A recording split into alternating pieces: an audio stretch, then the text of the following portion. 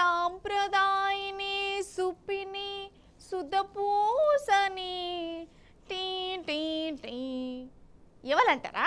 మన పోచారం శ్రీనివాస్ రెడ్డి సారేనటనుల్లా.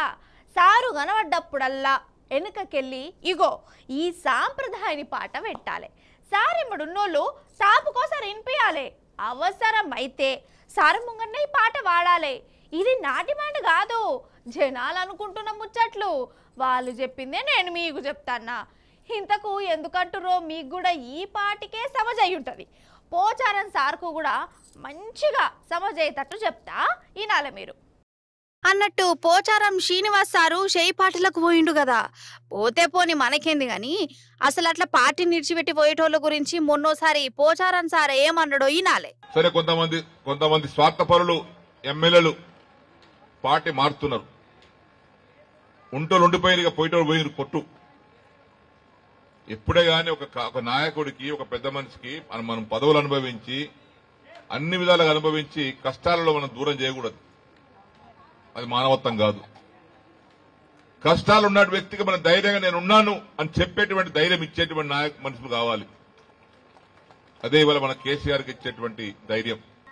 శిక్షణ గల సుశిక్షితులైనటువంటి సైనికులు, కార్యకర్తలు ఉన్నారు. దొంగలు వైరు కొంతమంది పోని అంటే పోచారం సారు సిద్ధాంతం ప్రకారం సారు దొంగన్నట్టే. అంటే ఇది ఎట్లున్నదంటే శకునం చెప్పే బల్లి పోయి కుడుతుల పడ్డట్టున్నది. అంతేనా కాదా? ఆగురి ఇంకున్నాయి ఆనిముత్యాలు. ఏదో మీటింగ్ లా ఇదే పోచారం సారు కేసీఆర్ సారు గురించి ఏమన్నాడో వినాలి. మీకు సార్ జన్మలో మరవలేం సార్. ప్రాణం ఉన్నంత వరకు మీరే మాకు నాయకుడు సార్, ఇంకొకరు లేరు సార్. మాకు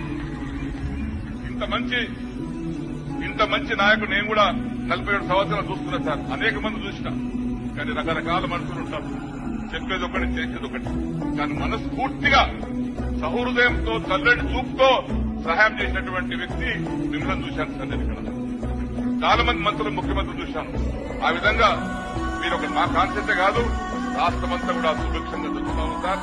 కోట్లాది రూపాయలు, లక్షలాది రూపాయలు పంటలు పడుతూ ఉన్నాయి. దేశమంతా కూడా ఎదురు చూస్తున్నారు. పానమున్నంత వరకు నాకు కేసీఆర్ సారే నాయకుడని గంత పెద్ద మీటింగులా గంత మంది సాక్షిగా చెప్పిండు కదా. మరి ఇప్పుడు పోచారం సార్ పానం లేదా ఏంది? నా నోటి నుంచి నేను అంటలేని మాట. జనాలే సారు మాటలను రివర్స్ కొడుతురు.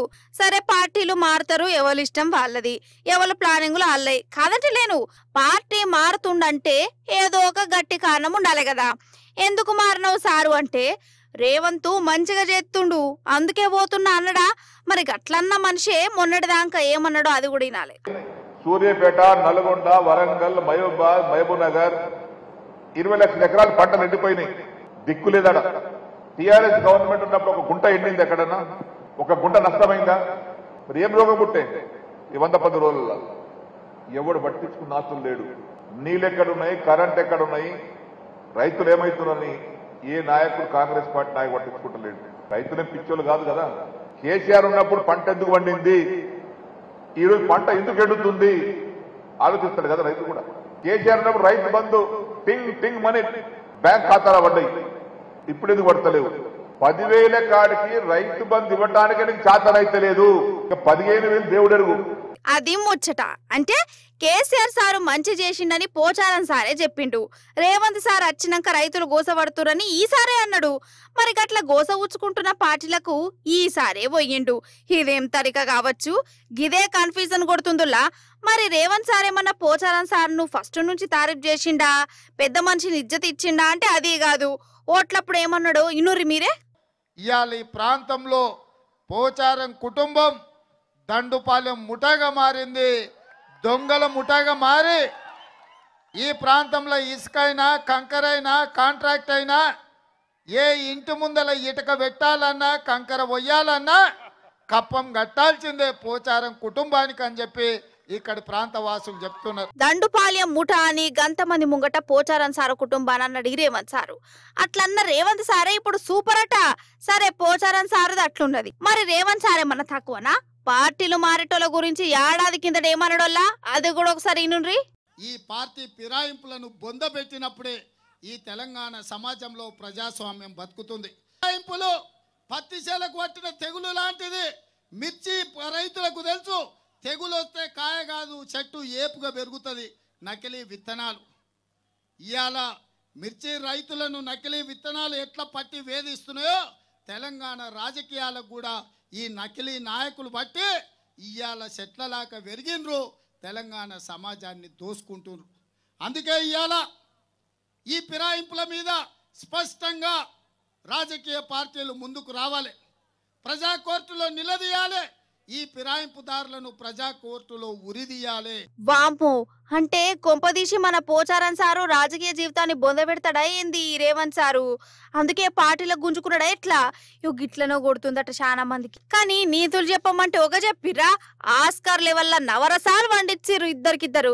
కానీ చేసే శాతలేమో గిట్లున్నాయని గరమైతురు.